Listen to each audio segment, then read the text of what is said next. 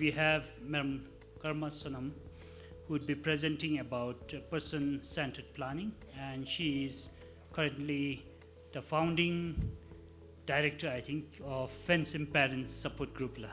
Ma'am Karma, is yours. So my presentation will be covering these aspects. Because not many people in the house, I think, know about PHENSEM. How many of you all heard about us? Okay, so quite a lot have not heard about us. So it gives me a privilege to introduce PHENSEM Parent Support Group today. So I'll take this opportunity.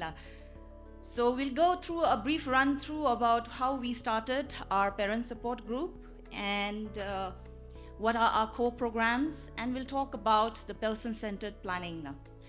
In PHENSEM, we have given a new term for this. We call it positive future planning now. We don't want to call it as person-centered planning. We are rather looking at a positive future for the person. So we have changed the term a little bit. And what is this person-centered planning? I think many in the house right here in the room may not be well aware of what it is. So we will briefly run through that. We have a project going with Bhutan Foundation and Perkins International, and our achievements so far and the challenges and the way forward. And for this, I would like to also take this floor and want to thank the Executive Director, Ability Bhutan Society, the Director, Madam Nobudema, for giving us this opportunity and platform, and to all the distinguished guests for having us here today.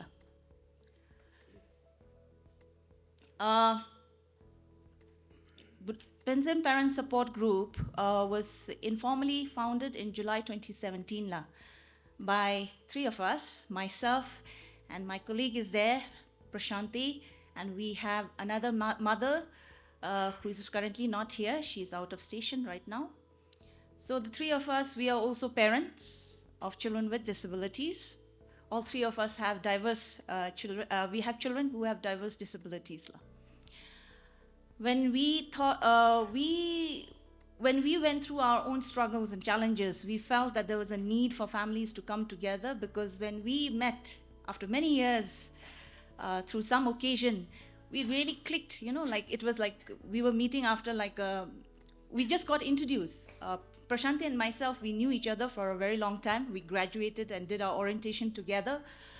But for Mother Chimi, we were meeting for the first time. And there were a few other parents we were meeting for the first time, but we really clicked because of our kids. The subjects that we were talking, the concerns we had, it really felt good. And at the end of the day, we realized that this is something we need to do in a little larger scale. And I think with the support from Bhutan Foundation that time, we had an opportunity to also take part in a PAVIC Congress in Philippines. And that gave us the momentum or the inspiration to start a parent support group in Bhutan. Because currently, if you see, we do not have a legally instituted parent support group. So that is how we started our journey. We are now registered as a public benefit organization under the Civil Society Organization as of 30th July 2020. And we are proud to say we are the first parent support group to be registered in Bhutan. Right now, yes, we started with the Thimphu because all our maximum parent members are from Thimphu. We're based in Thimphu.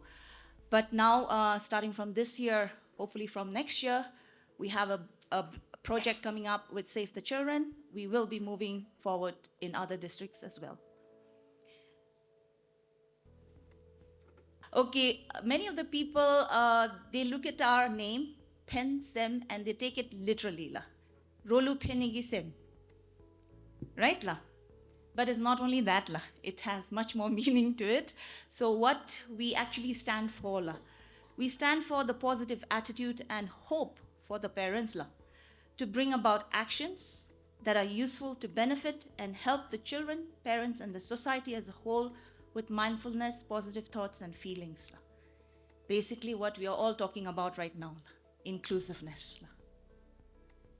What is our core programs? We have 4 broad programs. We carry out awareness and advocacy, but most of our awareness and advocacy we carry out for parents, because a lot of the presentations that were talked by previous speakers, everyone was drawing on parents, parents, parents. So we are also geared towards it. The very reason why we came together was to advocate and empower parents, ourselves, and our fellow burdened parents. Because advocacy first starts from home. If you do not start from home, you cannot advocate another person. So this is what we advocate our parents. We are also looking at how parents can be involved in the whole life cycle process of the child. That is through transition, in terms of inclusion, in terms of development of persons with disabilities. So as of now, what we have seen is most of the parents, what they think is, I think some of the things were coming out in the previous topics as well. Some are overly protected, some are overly, relaxed, that they would depend on the other service providers to do the job or to create the miracle. And they are not very concerned, and the excuses they have is they're very busy.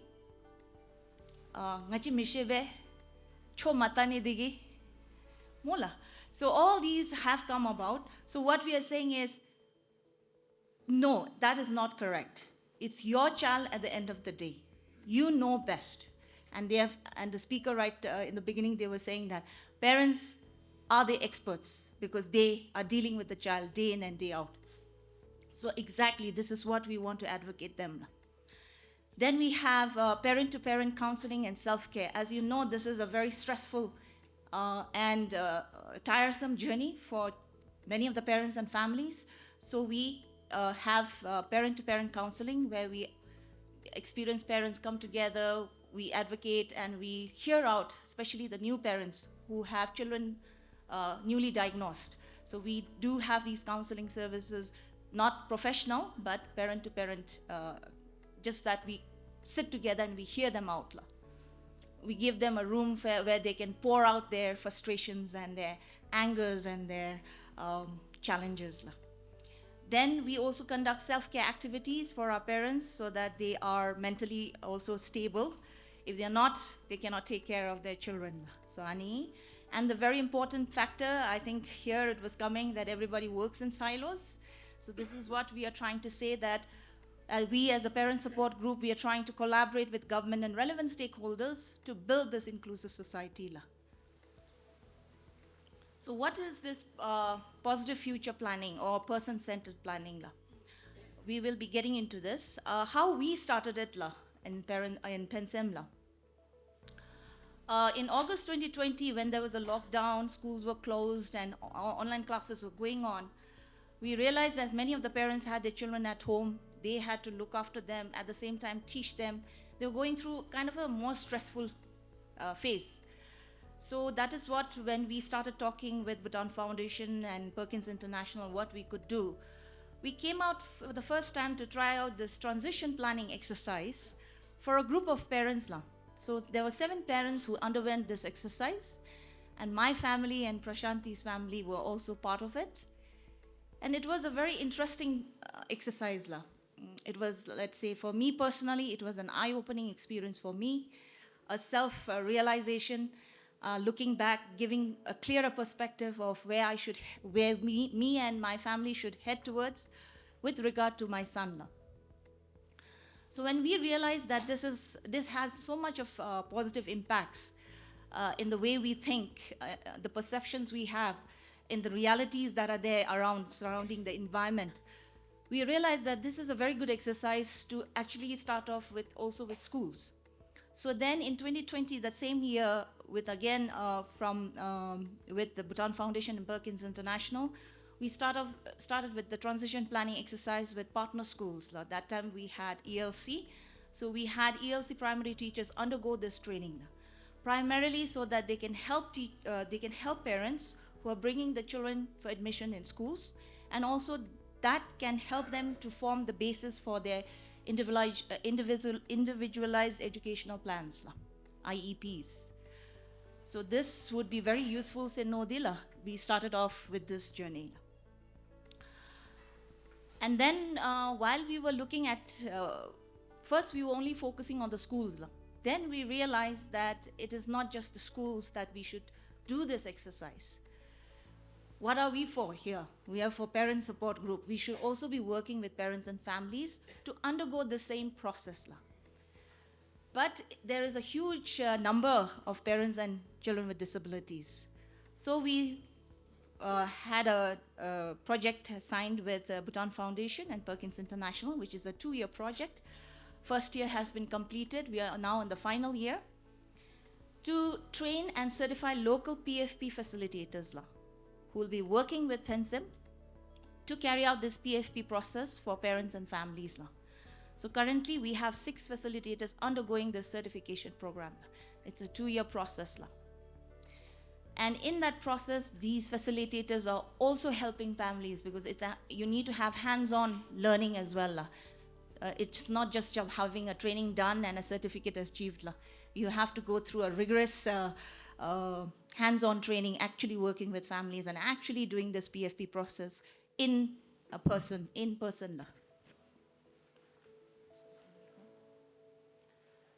So now, before we go into the positive future planning, what is this positive future planning? What is person-centered planning? I think it's quite simple, but for those who don't know, we'll just go through this. I think in the discussions that were held in the morning, many of y'all came up talking about this. Do you agree with me? Or no, you have some other points. What normally happens is, even this thing, when we're discussing, family thinks of we have a child with disability. The support system says, oh, we have child with disability. But we are deciding, we are creating that environment, or we are deciding what the child should do, how the child should blend in, how the child should be learning in terms of his lifestyle, his abilities, his skills, his career, interests, and his future goals even. We are kind of dictating now. Actually, we are also working in silos with our child left out. So that focal person is the child. We are deciding the child's future, but we are not putting the child in the center. We are deciding how the child should behave, how the child should work, what the child should be doing when he grows up, how the child should be learning with the rest of the children. So we are not looking at what the child wants, what the child's interests are, what the child would love to do in the future. So positive future planning is all about that. What we are helping families is first and foremost to try to keep the child in the center and think. Now, center doesn't mean physically in literally sense of keeping the child in front of you and thinking what should we do.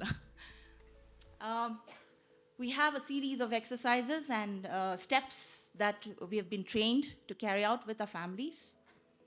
And we try to let the families look at their child currently. Many of the children, I think this was, again, I have to keep referring because it's easy for me. I don't have to explain over and over. I think Dr. Kamajigel and most of the speakers in the morning, they were saying, many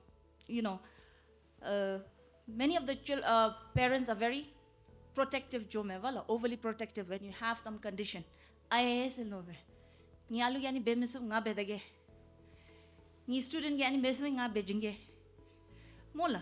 So we have that, kindness, what Dr. Namita was saying, that kindness overflows, So too much of kindness is also not good, to let parents see for themselves. Some of the parents, what happens is, they do not realize what type of disability the child has because they are uneducated, they are not aware of all the types of ASD law, ADHD law, Down syndrome law, kachinai mishe wala hamsugi. So they feel like my child is absolutely normal, especially invisible disabilities. He can, she can do it. Why can't they do it? Rodha dandal habgo. Why are they not put in the normal classroom? Why is he being separated? Why is my child taught in a different way? He can do it. You know, so what happens is the parents have high expectations. Teachers are stressed out in the process. And ultimately what happens is the child faces problems, issues. They have a big challenge in trying to keep up with that expectation. But they have limitation, no la. Limitation, any disability use la mevala. So this is what we try to do la. And it's very interesting to see how the parents' perspective change la when we do these exercises la. Because everybody in the house, I think the parents will agree with me, even if you do not have a child with a disability, is what after us? Mushla. What will happen to my child if I'm not there? That worry the duvala. But somehow with the day-to-day challenges, trying to keep up with, the child's education law, child's medical appointments law, trying to take care of the child, this thought somewhere lingers around and then it's disappeared. So what we are trying to teach through this parent future planning, positive future planning is trying to make the parents and families look at this perspective. What do you want your child to do at the end of the day, in the future? If you want that, you will have to start working from now.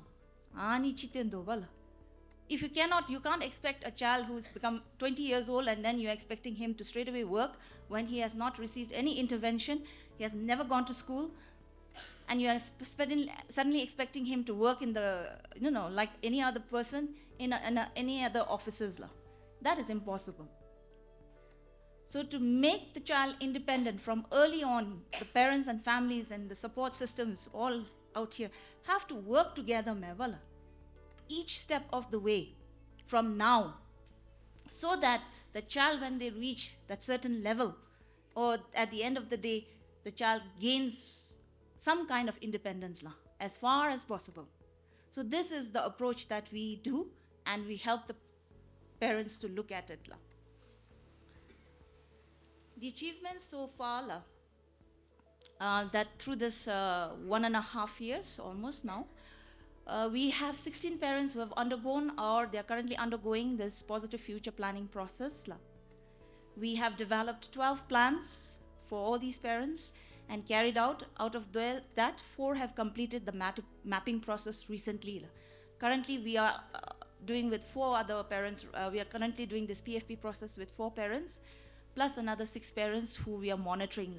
They are currently going through the plan process and carrying out the activities.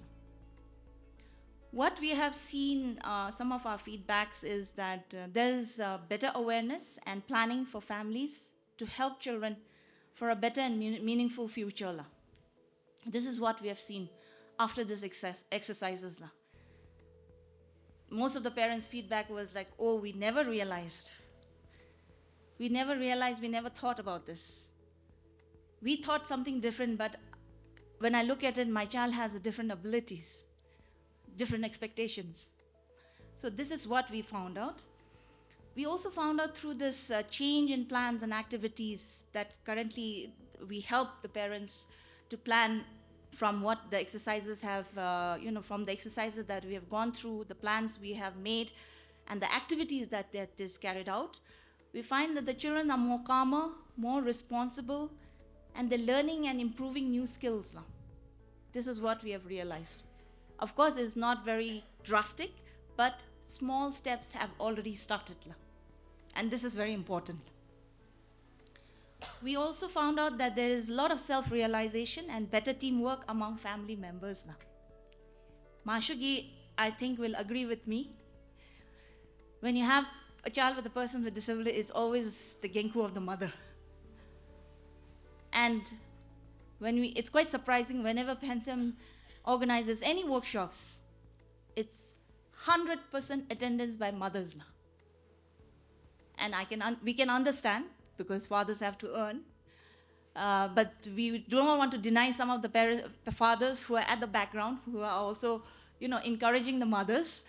But what happens usually is only the mothers And they feel that they have to bear that burden of taking care, taking the child, involving with the child 24/7. But it's not la. It's all about teamwork, mevela. That is the very reason that mothers get stressed out. They are overloaded, they're overburdened, mevela. So this is how we also make them realize. And in the family, what we have realized when we are doing this PFP process is, tagara aidigi benidigi, and gara na aidigi beongs. No, everybody's kind of, by default they know that they in the family they have a disability, but it's taken for granted that mother will take care, So that type of correction or, self-realization has not happened. So this is what we make them do. So there's a teamwork. Like I don't know whether you all can see at the back, there's a small example that we have done with some of the parents. The PFP process is not just done with the mother or the father or the brother or the sister. PFP process is done with the whole family who's associated with the child. Gara member families gara doing exercise. We want to see how they are contributing, how they are helping, how they are associated with the child. So Ani is a small exercises. After we have finished the PFP process, what we make them do is, okay, you have this many members in your family. What are the roles of each family you're going to do for the next 3 months? So then they allocate. So we ask them, please share with us. What is the mother going to do or help with? What is the father going to help with? You have brothers, sisters. What are the brothers, sisters' role going to be? You have grandmother and grandfather. What their role is going to be? So it's to help them realize that the child is part of the family. Inclusion. So these are some of the things our children have started doing after the PFP process, because some of the families were overly protective, not allowing them to do many of these things. So this is what we encourage them in their activities. The PFP process that we have been doing is not rosy as such. There's hiccups along the way, there's challenges, and some of the major challenges that we faced is these. One is parents' commitment and consistency to carry out this PFP plan. Because any positive future planning, person-centered planning is also a new concept for our families. So when the PFP facilitators goes to their homes, they feel, oh, there's somebody coming and doing the job for us. So again, that same mentality. Hands off. No. Yeah. The PFP cried, please can you take care of my child while I go somewhere? So we are explaining that is where we are doing the awareness and advocacy that PFP facilitators is not for that. We are facilitators. We are just showing you the path. Everything has to be done by the family. The planning. Because you know best your child. We don't know. We are just going to the homes and we are talking to the families and we are just trying to put the perspectives in place for them. So this is what we do. So here we found that many of the parents are not able to commit their time. The consistency, we're encouraging them. That's why we always monitor also. So we give them short duration so that they carry out those activities like 3 months, 6 months. And gradually then we try to do yearly wise. So this is the practice that we are doing. The other challenge is the certification process for the PFP facilitators themselves. It's long. It's a 2-year process. It's not a short 2-3 weeks training and we get a certified. We're still not certified. The facilitators it's a long and arduous journey for them. It's challenging for them, frustrating sometimes because the families are not cooperative at times. And because it's 2 years, it's very lengthy benedigi, most of the facilitators tend to give up half the way. We started off initially with 12 facilitators, but now we have only 6. So 50% have dropped. So to show that this process is not easy as it seems. It seems nice and easy when I talk, but when actually the work happens, it's a different story, ball game altogether. And because of this COVID protocols and lockdowns, we had a lot of delays in the process. La. So we couldn't move as fast as we wanted to. La. However, these challenges should not stop us or bar us from moving forward. So our way forward for this is, after this project, we are quite confident that these PFP facilitators will be certified. And with them, PHENSEM would like to make this PFP available to interested families. Just now we are doing with small selected ones, because this is currently focusing on the training of the PFP facilitators in Walla, but working with the families. But now once the PFP facilitators get certified, we want to make this available for interested families now. It would be also nice to work with interested agencies and institutions as well. And also to carry out simultaneously awareness and advocacy on the importance of this person-centered planning for families and service providers. This is an approach that you all have been talking, we are all working in silos, salam meval. But if you do this approach, we are all collaborating. And we're keeping the child in the center and thinking. Many of the times what happens is in the family, I'll give you a small example that we experienced with our new parent. We were undergoing this mapping process. I'll not name the parent. So we were undergoing this process and the whole family was there. This is the feedback we got from the facilitators. And there's one map that they have to do on their future of the child. But they have to look at what the child would want to be in the future. And there's a thin line that most parents do not understand. So they tend to write what they would want their child to become. So ani correct. So interestingly, all the members and his small niece, I think cousin, she was very smart. I believe she drew and she showed and she said, this is what I want my brother in the future to be. But when it came down to the mother had a very simple dream.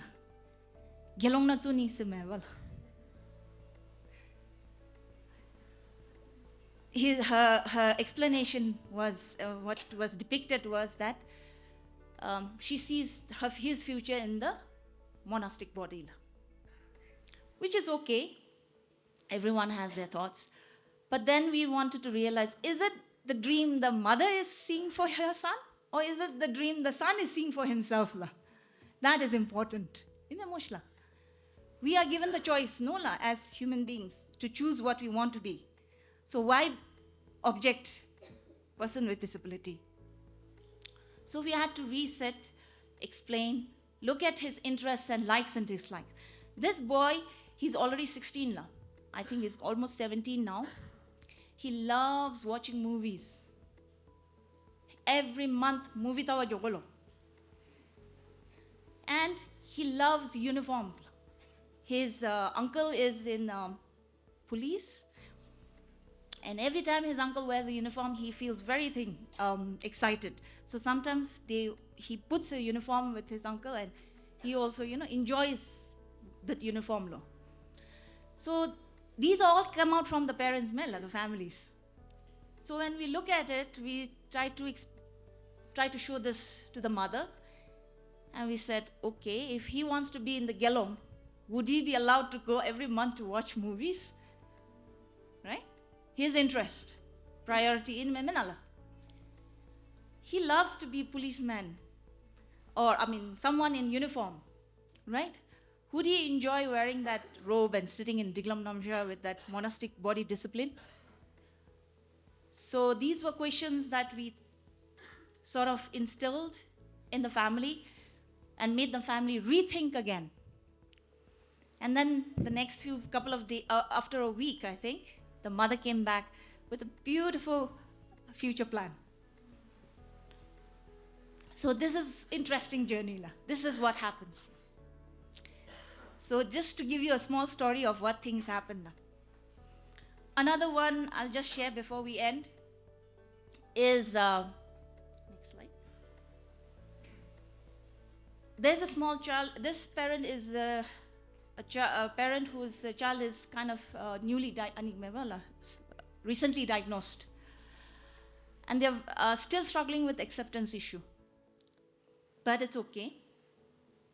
So they are trying to now, in the maps and all, they're trying to focus on fixing the child's condition. But when we looked at the child's interests, because when we're doing mapping, when the parents are all involved in mapping, we are observing the child as well. The child is very good in art. Anything he sees, he depicts in the art. And the other thing is, he's got a very good photographic memory. What he sees, he comes and he draws. But the parents have not observed that. Somewhere it's gone. He has verbal issues. But when we looked at his drawing notebook the parents were sharing, we see that he expresses his feelings and what he's trying to say in his art. It's very interesting. So these are the things we try to point out, bring it out to the whole family to see. That look, your child need not excel or need not, actually speak, but your child has other very special potential and talents and great aspects for the future. So this is how we play, and then slowly then we look at the support system. Ani planning process na rayo wala. The alu school jovachin, the school na gachi bepopka. How do you work with the teachers? How will the parents be involved? If the child is going to ABS, because some of our parents' child go to ABS, how do you work with ABS in helping this plan into realization? If the child is going to the hospital to get services, what should you focus on? What should you request? The occupational therapies. Look, my child needs to do this. He has this, potential. So we help the support system, and now we are trying to see how this support systems can work and help the parents. So in short, that is our process. I hope I didn't take very long. Las Kadishela.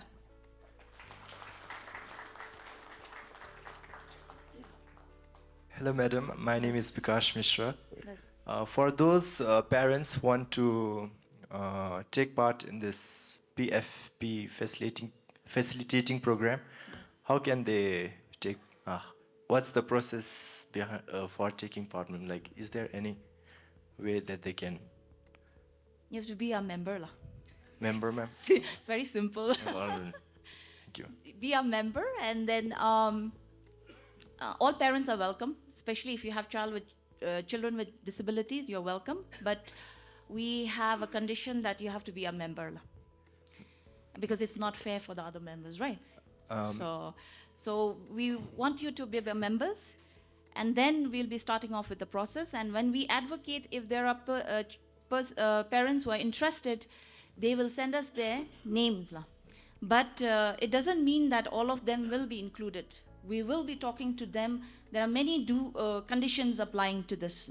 So we will be discussing with the families. If the families feel they can commit, because once the process starts, they withdraw, meaning that how many times we want to try to contact them, they can't come in contact. They switch off their phone and keep it. So we don't want that. If that is a process, we can't help the child. We can't. So like now, I think Dichin, occupational therapist, was saying, the main barrier is the parents. It's not the child. It's the support system who becomes the barriers. So if there is a commitment and they are okay to apply this consistently, then we look at the condition of the child, we look at the family, and then we proceed. So anisum suyu. Thank you, ma'am. You're welcome.